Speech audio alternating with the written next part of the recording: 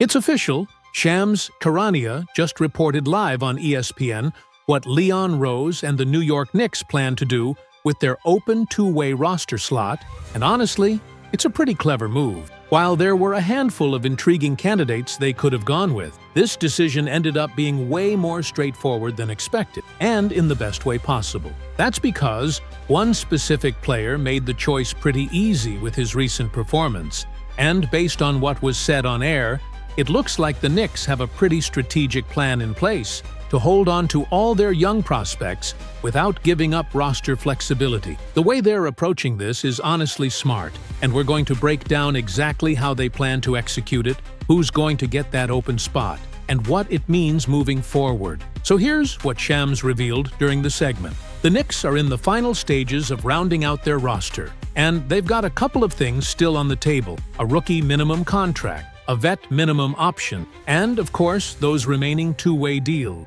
We'll get more clarity on the veteran situation in the next couple of days, and the rookie deal conversation is also heating up. But right now, the focus is squarely on that two-way spot. And while fans have been speculating like crazy over who might get it, the answer became pretty obvious after Summer League. That answer? Marjon Beauchamp. Yes, that Marjon Beauchamp. He's the guy who made this choice almost automatic for the front office. Just to clarify what Shams said, Beauchamp was on a two-way deal with the Knicks last season. After the Clippers waived him, the Knicks moved quickly to pick him up, seeing his age. He's 24. The defensive upside, ball-handling flashes, ability to create his own shot, and even stretch the floor. All that in a 6'6" wing with athleticism. That doesn't typically end up on a two-way deal. But Beauchamp didn't have a ton of options after getting waived mid-season. The Knicks brought him into their developmental pipeline, and it's clear he's benefited from that structure.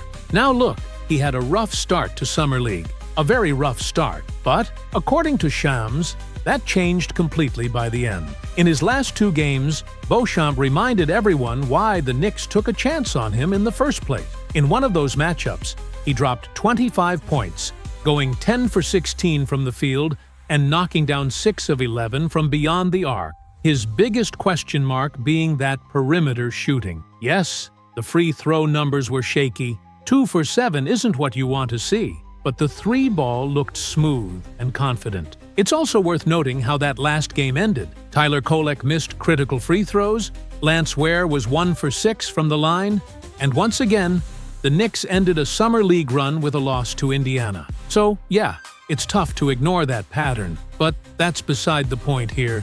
The real story, as Shams laid out, is Beauchamp, who stepped up when it mattered most and might have just earned himself a spot on the 2024-25 Knicks roster. And speaking of spots, Shams also clarified that one of those two-way contracts is already spoken for. It's going to Kevin McCullar Jr., the team's 56th overall pick in the draft. Now, remember, McCullar was projected to go much higher, possibly late first round, but that knee injury dropped him way down. He's 24 now, and the Knicks still believe in his long-term potential. They'd love to give him a standard roster spot down the line, but for cap and contract reasons, he's going to start out on a two-way deal. That'll give the Knicks flexibility until later in the 2025-26 season, when they'll likely convert him to a full-time deal. Now, according to what Shams said, the Knicks are clearly thinking ahead. Their plan is to eventually add Kevin McCullar Jr. to the full-time roster next season once they either trade a piece or open up a spot, possibly carrying 14 guys for a stretch, and then bringing McCullar in. They're playing the long game here. Yes, he's going to be around 25 or 26 years old by the time that happens, which is definitely on the older side for a developing player, but the Knicks genuinely like what he brings, and there's a good reason for that. He just averaged 21, 5 points per game across Summer League, and looked composed on both ends. As for Marjon Beauchamp, his stock has gone way up. Shams mentioned back-to-back breakout games where Beauchamp dropped 28 points with 6 made threes and followed it up with a 25-point outing. He added a few boards and assists in both, but more than anything, he looked confident, like someone who deserves more than a two-way deal. But because of where the Knicks are financially, they're sticking with a two-way offer for him rather than burning their veteran minimum slot. That minimum deal is being reserved for someone else. Most likely, a more experienced NBA vet who fits into their system and cap sheet a little cleaner. Still, Shams made it clear the Knicks love Beauchamp's game, and watching his stretch against the Nets in the second half and the first half against the Pacers, it's easy to see why. In those two halves alone, he combined for 39 points, going 13 of 16 from the field and knocking down 6 of 8 from deep. He was scoring from every level, mid-range pull-ups, finishing at the rim, hitting threes off the catch, and even off the dribble. That's a big shift, especially considering his three-point shot was a weak spot in the past. It was inconsistent last year, and that played a major role in why the Clippers waived him not long after acquiring him in the deal that also sent Kevin Porter Jr. to Milwaukee. Once the Clippers cut him, the Knicks saw an opportunity, scooped him up, and added him to their G League program. And it's paying off. Shams said it straight. Beauchamp has serious upside and is almost certain to land one of the Knicks' two-way deal. In fact, 2 of those spots are essentially locked in now, Beauchamp and McCullar. That leaves just one more open. As for the third slot, the Knicks have options. Shams named James Nagy and Mohamed Diawara as potential candidates. It'll likely come down to which one doesn't land the rookie minimum deal. Nagy, for instance, got just 7 minutes of action in the last Summer League game, hitting his only shot and grabbing 2 offensive boards. His limited minutes were due to rotation decisions and not a reflection of his performance. The Knicks weren't chasing a Summer League title, so they started managing minutes, keeping guys healthy, and rotating others in to close out.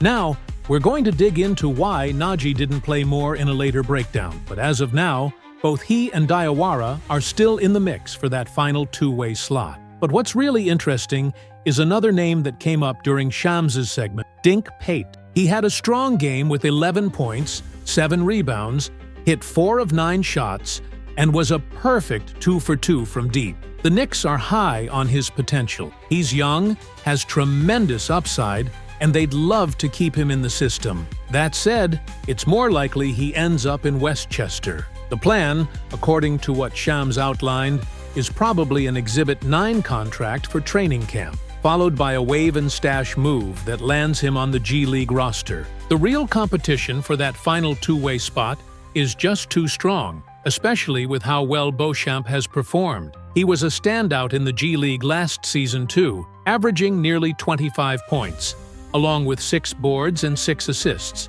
Add in his defense and versatility, and at 6'7" with a solid frame, he's exactly the kind of developmental wing teams covet. At this point, it's a lock. Beauchamp is getting one of those two-way contracts. The Knicks see it, Shams sees it, and based on the performance, it's completely deserved. Beauchamp is officially locking in that two-way contract, which means there's just one spot left, something Leon Rose will have to make a call on soon. But let's talk about it. What's your take on Beauchamp? Personally, I'm all in on the guy. I've been a big supporter from the start. When the Knicks picked him up, I thought it was a major steal. And now, even as a two-way player, I still think it's a steal. Down the line, maybe later this season or even next year, I genuinely believe he'll earn a full-time roster spot. It's a long-term investment, but the Knicks clearly see his potential and are betting on his growth. Hopefully, it all pans out the way we're hoping. Let me know what you think in the comments below. Be sure to like the video, hit subscribe, and if you're interested in extra content, consider becoming a channel member. Turn on those post notifications so you never miss an update. Enjoy the rest of your day. Go Knicks!